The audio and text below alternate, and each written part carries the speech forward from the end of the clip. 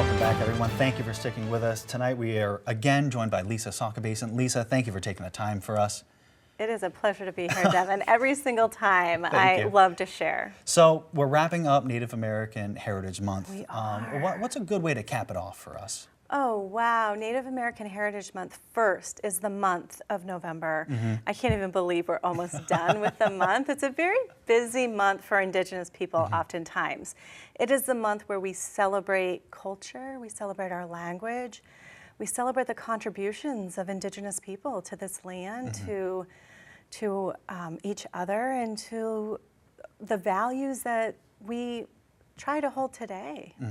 And part of acknowledging those contributions, as we have here, we have a ton of stories. Oh, Tell me about them. So this is one of the most exciting things that I get to do is to share the abundance that comes from our communities. So as we close off Native American Heritage Month, one of the things that we are doing the very last day of this month, this Saturday, again, I mentioned it before, we are hosting a Indigenous Wabanaki market where we have artists from all over Wabanaki territory and beyond that are sharing their art. So perfect time to be selling art, and encourage you to come down to 16 Central to close off Native American Heritage Month.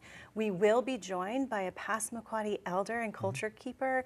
His name's Dwayne Toma, and he just shares so much richness about our culture. So he will be sharing dance and songs at about noontime. Okay. But as we close out the month, we're going into an exciting time in our culture, and that's called storytelling time.